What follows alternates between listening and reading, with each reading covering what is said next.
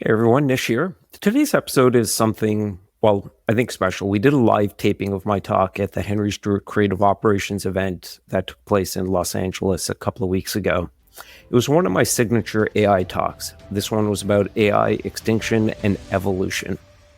I talked about how AI is middleware for the human imagination, or really for the creative operations imagination. How AI isn't just a tool for automation, but a huge opportunity to reimagine what creative operations can be, and a lot more. Throughout the talk, I emphasized how this is a moment for creative ops professionals to step up in a much more strategic way, to change perceptions of the role and really set their career trajectories on an upward path. I've received some incredible feedback from attendees who said they left inspired and motivated to think differently about how they might leverage AI. So if you or your team want to explore these ideas and get inspired about the future of creative ops, I'd love to deliver this session live for you. Hit me up on LinkedIn or reach out at nish@creativeops.fm. In the meantime, enjoy the episode. Oh, and there is a Q&A section at the end that you get to listen to as well. And let's start reimagining the future of creative operations together. We are going to host a live podcast. So Nish Patel, who hosts Creative Ops podcast, has been a leader in creative operations since 2014. And each week he hosts a new guest and takes the listener on a journey into the minds of the most creative people in our industry. Today, he's going to inspire us with his current thinking and thought leadership on where we are with creative operations today in the moment of change. So we're going live. I'm going to be echoing a little bit about what Henry talked about this morning and then building on it. So I'm going to be talking about AI. And I know everybody has been thinking about AI. Many people are rooted in fear, perhaps paralyzed by fear in the face of AI is going to change everything, or AI is going to take all the jobs away. I actually think for the creative operations profession that AI is the biggest gift that's ever been given. How many people hear things like, oh, creative operations, that's project management. Creative operations, it's tactical. Creative operations, it's not strategic. Well, I think with artificial intelligence, this is an opportunity to grab it and reverse all those things that I just rhymed up. I think it's an opportunity to set your career as a creative operations professional and the profession itself on an upward trajectory to the right. But I want to go back 65 million years because I think we've had two meteors. And when I say meteor, what do most of us think about? We go back to elementary school and we think about the meteor that hit the earth and then all the dinosaurs died off, right? Well, because of Hollywood movies and probably because of our elementary schooling system, we've got this notion that the meteor hit and then all of a sudden all the dinosaurs died all at once. That didn't actually happen. What happened is some dinosaurs did die immediately, the ones that were in the blast radius of fire and tsunamis. So some of them died off suddenly. They were in the blast radius, but most of them took a while to die off. And it sort of feels like this AI meteor hit less than 2 years ago on November 30th, 2022, when ChatGPT showed up on our browser screens. And the narrative I've been hearing over the last 6-7 months is, oh, AI hallucinates. AI is not perfect. This thing actually isn't a full replacement for a job. No, not yet. But there are jobs in the blast radius that it's already consuming. Call center jobs that are highly mechanized, machine work, step-by-step, wrote in nature. And just like the dinosaurs, who didn't adapt, didn't evolve, and eventually that blast radius expanded, they all died on.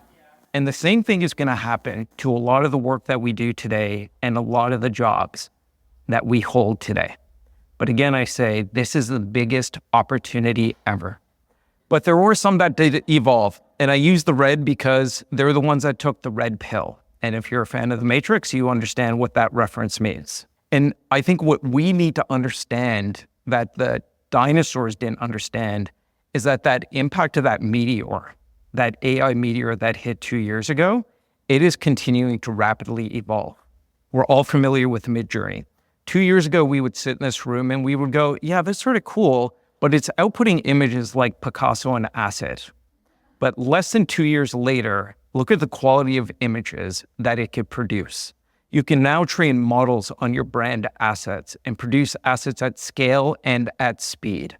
This is moving quickly, and this is not standing still. And again, I say this is the biggest opportunity for creative operations professionals to grab onto. And I'm going to share 3 examples with you in a couple of minutes of what you could be doing. And this pace is not slowing down. In less than 2 years, we've gone from asking ChatGPT basic questions to it becoming a reasoning engine, as you heard Henry talk about this morning. And now, over the last few weeks, you've probably seen your feeds filled up with the AI agents are coming. They are coming, they're coming at scale. Over the coming months and the next 2 years, you're going to see not tens, not dozens, not hundreds, not thousands, but tens of thousands, perhaps hundreds of thousands or millions of AI agents proliferate across organizations. So that blast radius is going to continue to expand. And the question you really need to be asking yourselves is, are you going to stand still or evolve? If you stand still, extinction is coming from you. I know that sounds dire, and there's Nish talking about AI again. I've heard him on his podcast talking about it incessantly. But that blast radius is expanding because the pace at which AI is evolving is accelerating. It is getting smarter and smarter and smarter, and it is going to be consuming more and more tasks. It's just not the call center agents. Or the option is to have fun with this, to have a sense of curiosity, adventure, and embrace the opportunity. And again, I think it's an opportunity to remake your career and the profession and position yourself in an entirely different way within your organizations. Because to me, AI is middleware for the human imagination. I can now speak and say or type images and videos into existence. When I was in high school, I almost didn't graduate because you had to pass a high school art class. And I didn't know how to translate what was in my head through a pencil or through a tool like Photoshop. My teacher, because I'm a Gen Xer, would actually laugh at what I produced. But today, I can make amazing images and videos, and they can be on brand. I've got the fashion sense as somebody who looks like he's really good at coding, but I've never written a line of code in my life. But I can now use tools like Replit to build software applications. My girlfriend's 86-year-old Korean mother thinks I speak fluent Korean because I recorded a happy birthday video message in English, and with the click of a button with 11 Labs, translated it into Korean. AI is middleware for the human imagination. So here's my question for you. How are you going to use these new tools and capabilities to apply AI as middleware for your creative operations imagination, to reimagine what you can do in the role, what possibilities you can create for yourself, your creative team, the marketers and business stakeholders that you work with? That is the opportunity that is at hand. And some of you might be saying, great, Nish, this is AI. AI is middleware for my creative operations imagination. Does that mean you want me to be half person, half machine? I think the ironic thing is we're not on our way to being half machine. We already are. We all inhabit these org charts, which are basically white collar assembly lines. We're shoved into little tiny boxes. We shove others into little tiny boxes, into processes. We productize the roles. We make people adhere to these step-by-step rote processes. And we've turned the creative process into something mechanistic.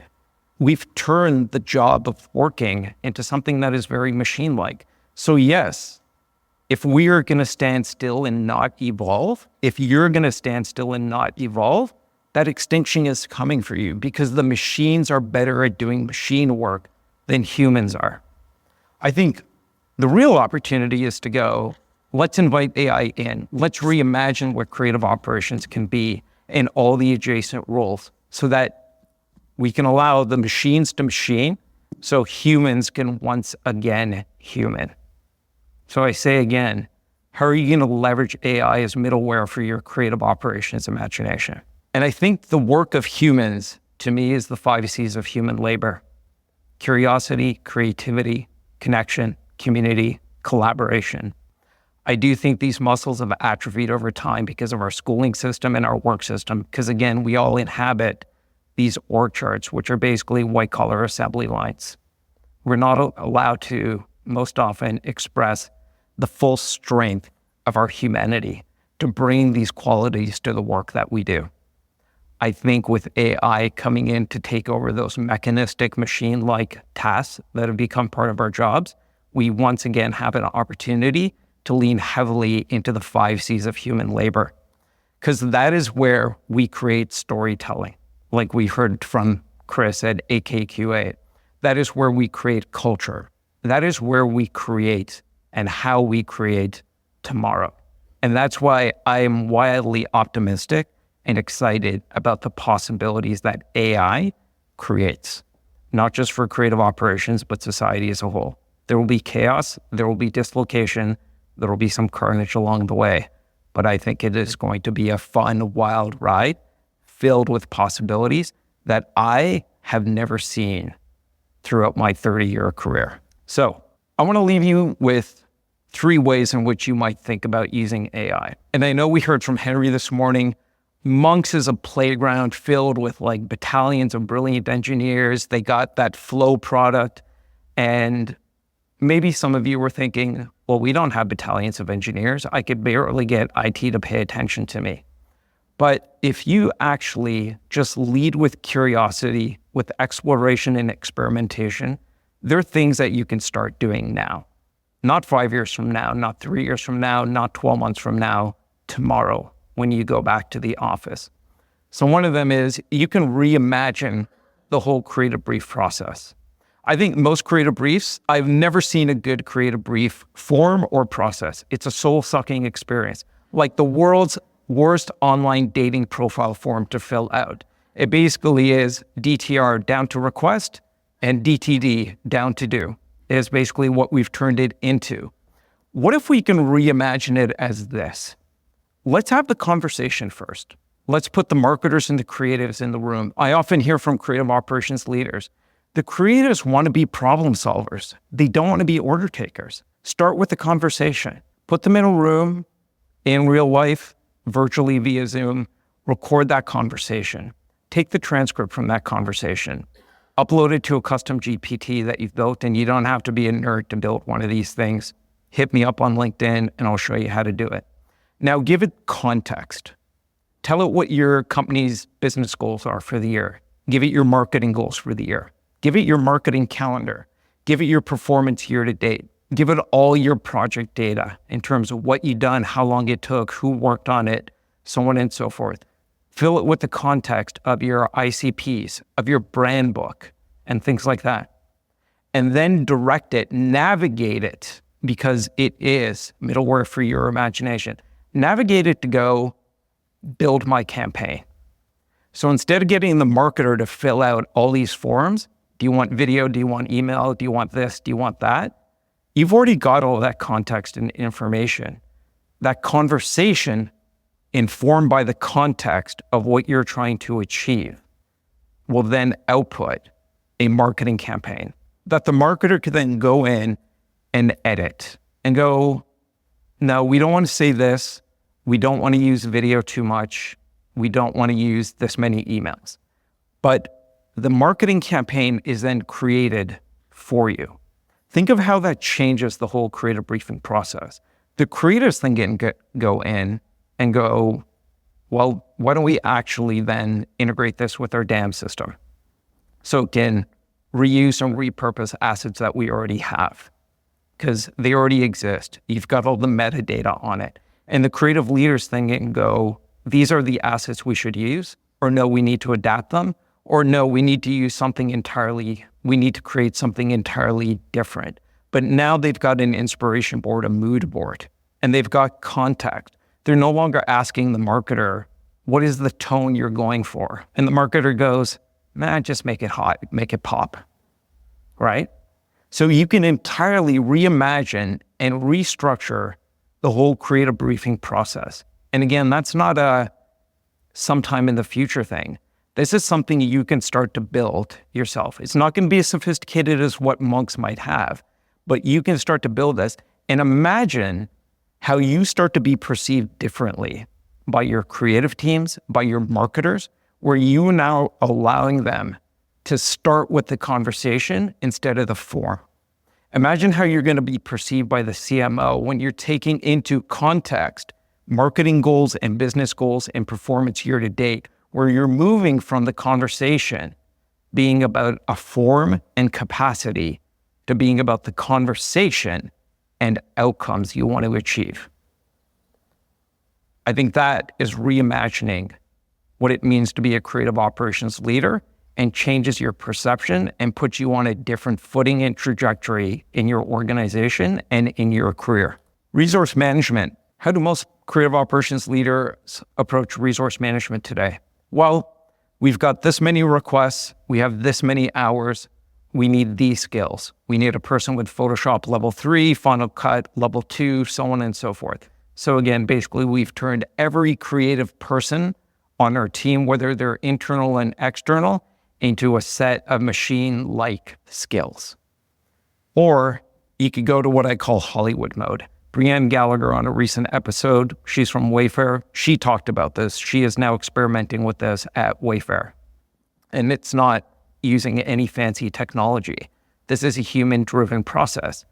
And what she's doing is she's recognized that the machines are going to be better at the algorithmic work. They will figure out, based on what we need to do, the time we have, and the skill sets we have available, who should be slotted into these projects. But what the human does, what the creative operations leader does, is they put on their Hollywood producer hat. Because what a Hollywood producer does is they go, I want to get this script made into a movie. And Keanu's interested in doing it. And there's 5 directors who are interested. But I know Keanu's not going to work well with director A, but we'll knock it out of the park with directors B and D. And that is what creative operations leaders don't do, but can do in this world where you're leveraging AI to do the algorithmic work, and then coming in and saying, I've actually have the time to get to know the creatives, their personalities, how are they wired? And I've got the time to observe how people work together. Because me working with Charles might be magic, but me working with Alex might be oil and water. And that creative operations leader can now spend more time on the human work of getting to know the people. And then based on what AI says, how people should be assigned, they can make tweaks to it like a Hollywood producer and go, great script, right lead actor, but we need a different director. Because when you put the right people together, that is when you get creative magic. Doing work like AKQA does with IWC. And again, that is something you could do next week. And third, what do most creative operations people spend their time on? Process. And process to me, again, is one of the things that has taken the soul out of creative work. Because the way we've had to approach process is create a process that is going to optimize for scale, speed, cost efficiency. And all those things are important. And what gets lost in that is that we make the people adhere to the process. The people are machines. But again, every individual on your team, every creative, every marketer is wired differently.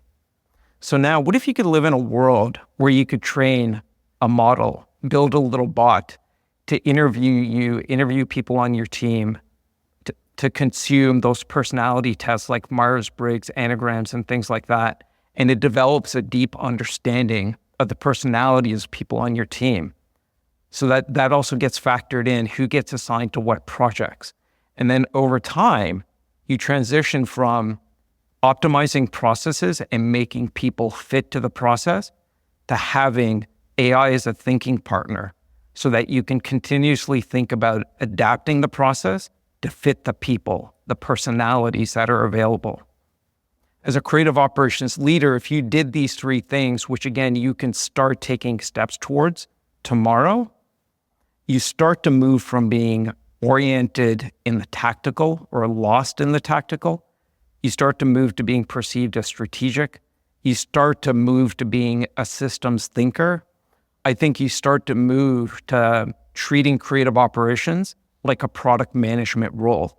and the product that you're building is that you're leveraging AI to build a living, breathing system that people are able to successfully operate in as humans with their full selves, with their full set of capabilities, instead of trying to make people into machines, instead of you yourself being a machine, which you are today. We all are to one extent or another. So the choice, I think, is extinction or evolution. And this isn't happening at some point in the future. I know there's a lot of people that talk about, well, we've been through this song and dance before. This is just like previous technology changes. It's not. This is not your grandfather's change management. This is moving rapidly. If you're not already moving, you're already behind. I don't say that to scare you. I say that to motivate you, because this, if you decide to move, if you decide to take advantage of this opportunity, this is a huge, huge opportunity for you as an individual and for creative operations as a profession. I think this is the biggest gift that's ever been given. So are you going to choose the red pill, like those handful of dinosaurs who evolved and today we know them as birds? Or are you going to choose the blue pill and just stand still? Because extinction has already started and it's coming. So I'll leave you with this. The future is tomorrow. Tomorrow is now. What are you going to do? And that's all I got.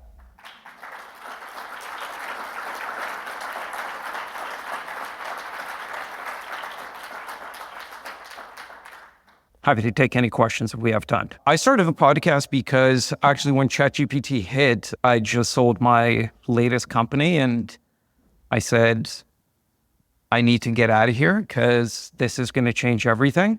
And so right now I'm on what I'm calling my blank canvas sabbatical of curiosity, and which I started last August. And one of the things I wanted to do was do more content creation. And I thought I'll start with a Creative Ops podcast. So I started about a year ago, dropped the latest episode this morning. It's actually with Wesley, who was referenced this morning. He's from Monks. So if you want to learn more about Monks and just more their philosophy, take a listen to that. And I've got a second podcast launching in a couple of weeks called Prompting Humans. Thank you for asking. Hi. I've been getting into AI and learning a lot lately, so I'm super pumped and geeking out over it. But you said something that I found was interesting about teaching AI to learn your talents, personalities, and skill sets and things like that to help generate even better suggestions on resourcing. Is there certain programs that you point to for that you could suggest? I would start with building a custom GPT. And I know that sounds, oh shit, I got to be a nerd. And you don't need to be. So hit me up on LinkedIn, custom GPT. So again, I've never written a line of code. It's pretty simple to do. And again, it's not the end state, but it allows you to start moving forward. And I would basically train a custom GPT on what are the characteristics that you care about? Because it's not going to be uniform across everybody.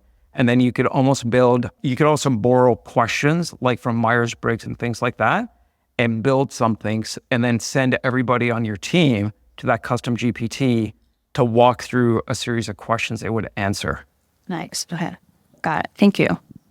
What are your thoughts on the idea of model collapse and things like that? Because the more generative AI that's out there, the current generative AI is all built on large language models, which is basically stuff that was created by humans with their own creativity. So as you get more and more AI pumping out more and more stuff, it's going to have eventually reach a state of model collapse where it's training it on its own stuff that it's already generated. So you'll run out of new ideas and new creative ways to think of things because it's not coming from humans, because everything is coming from generative AI. So one is, I think when it comes to AI, one of the principles I've internalized is the principle of I don't know, because we don't know. We don't know what the future is going to hold. We don't know how we go from here to there. All I know is we've got to start sailing. Magellan and the others had said, I think Galileo's right, the Earth's round, and we'll figure out how to get back to here. But speaking specifically to you, I disagree with the premise that AI is going to create everything, because humans ultimately are the ones that create tomorrow. It's our stories that create tomorrow. So yes, AI is going to generate more and more content. I think specifically related to creative operations and marketing teams, I think where we're going to see it really scale is bottom of funnel for performance marketing. where we're going to leverage AI, at least in the short term, to scale those types of assets at scale and speed. But I think when it comes to stories, humans are still going to do that. We're going to be the ones that create the stories of tomorrow. AI is amazing at scaling the stories and the creative of the yesterday and today, but we're the ones that always create the stories of tomorrow. And this is not new. Like, stories to me are the original algorithms. Algorithms are not new. Stories are the original algorithms. And we use stories around the figurative campfire since we were very young as a species to tell each other stories of yesterday, today, and most importantly, stories of what tomorrow can be. I think we've been in this creativity and curiosity coma for a very long time, and stories been shoved to the back because it's been easy to serve the algorithms to generate performance. I think stories are coming back to the fore because they are going to be what's needed to break through the noise of all that commoditized content crap. And AI is going to just accelerate that and make storytelling more important. And just quick prediction, I think we're going to see a delineation over the next couple of years between creative operations and storytelling operations. Thank you so much for the talk. I mean, there's so much that's going on in there. A question that I've had for a while is, how does the involvement of AI help in molding the future of creative operation leaders? Because putting on the Hollywood producer hat can be done because you have done those algorithmic tasks and you can make informed decisions. How can you train the future generation of leaders to take those decisions if you don't put them through those tasks to get going and develop that sense of discretion? Any thoughts on that? Well, sure, a couple. One is there's a new program at Rutgers. I don't know how much they're leaning into AI, but I encourage everyone in the room to check it out. I think one of the things that's been holding back this profession is the lack of formal education and certification. Two is, I think in terms of training the next generation, it starts with people in this room.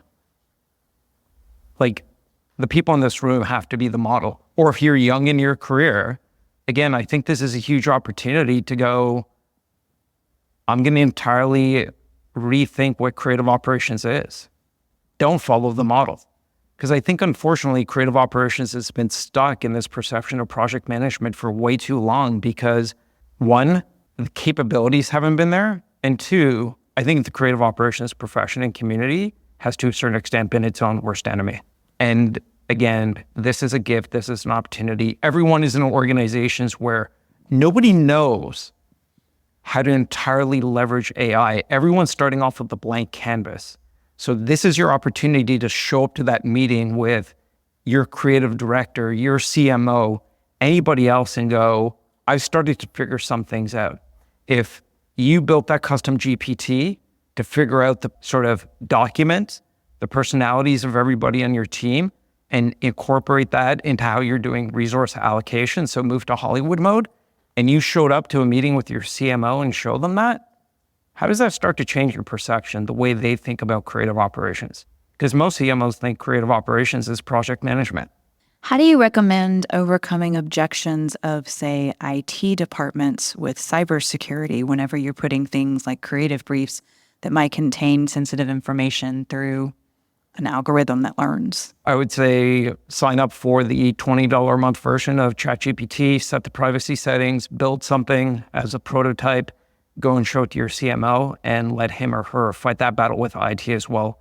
When you show progress, so don't start with going and asking for permission for, hey, can I do this? And it's just nothing more than possibilities. Start to do something, build something, put it in front of your CMO and let him or her then do that, fight that battle. That's their job. Your job is to show what is possible.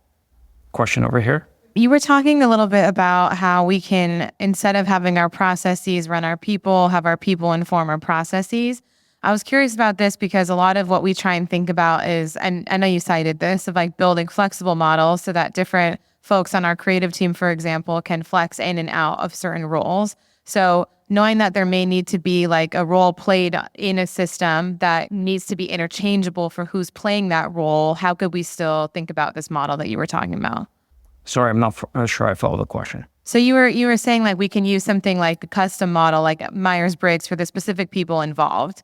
But what if the specific process that you're trying to run doesn't always involve the exact same people, and there's going to be a cog in that system that needs to switch out who the person is? How would you recommend we could still leverage these learnings that you're talking about, but have something that is still interchangeable or flexible enough that that role could change? So where I was coming from with it is we always start with the process and then we fit the people to the process versus informing process development by the personalities of the people on the team. And also by the types of personalities that you need to do the type of work that you need to output that the organization needs that's going to make an impact. So it's not going to be perfect. And then over time, it becomes a learning system that's going to highlight what are the types of personalities we need, or even this personalities or this combination of people is not going to work. So it's also going to inform changes you might need to make on your team or upskilling. So I'm just curious about the law of diminishing returns, because the conversation about AI nowadays is always about more assets at scale, quicker, more segmentation, more personalization, yada, yada, yada. And that's always the conversation. But there is a real valid question about how much of that people, consumers, can actually tolerate. And you've already seen that with DCO. We were working with a client and they were producing all these assets and they were doing dynamic production. And we were talking to one of the media guys and we were saying, well, how is this working for you? And he said, it's not at all. It's a fucking waste of time. We're producing all of these messages and most of it is just a waste of time, right? Yep. Because there's only so much personalization you can have. There's only so much segmentation you can have before people are just overwhelmed by the volume of it. Because if there's one thing we know as a society, right, more is definitely not always better. So how does that figure into this whole discussion about AI? Because it's always about more. We don't know. I think there's going to be a new marketing paradigm. So to me, personalization, I wonder if we've jumped the shark and we've just gone into, to your point, useless personalization or even creepy personalization. Brands have become stalkers in a way. Right. Then there's a recidivism problem because at a certain point you start to hate a brand. It's like Gary Vaynerchuk on LinkedIn. Somewhere along the way, he figured out, you know what? I'm communicating too much and everyone is sick of me. It just happens, right? It does happen. And I think as the earlier gentleman was asking about, and I said, I think what this is going to do, this ability to scale content at speed, there'll be certain value from that. The ability to execute quickly, be able to see what's trending. We heard this morning about the demure trend. Maybe organizations are better able to capitalize on that more quickly instead of being 6 weeks late and just looking like grandpa. But I do think we either already have or will soon reach that saturation point. And that is why story becomes so much more important. And the creative operations leader who embraces AI as both a doing partner or a tasking partner and a thinking partner is going to be able to transform the creative process so that you can have your cake and eat it too. You can scale at speed and cost efficiently, effectively, and you could also free up time for the real storytellers. And there are two types of creatives. There's the scale creatives and there's the storyteller creatives. But to give the storyteller creatives the time and the space to actually tell stories that will break through the tsunami of all that scaled content. Thank you. That was such a treat. I love hearing that storytelling is what's going to break through. So thank you for that. Thanks, everyone.